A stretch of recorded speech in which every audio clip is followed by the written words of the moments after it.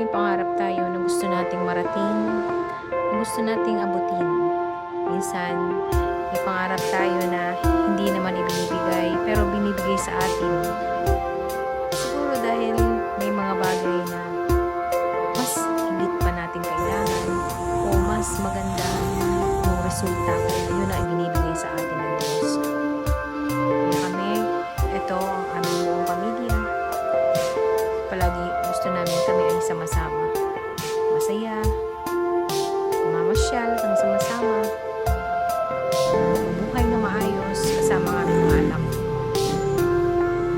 Yan, rides din, pasyal-pasyal pag mayroong time. Dahil may klilang ang buhay na dapat nating bigyan ng halaga ang bawat isa.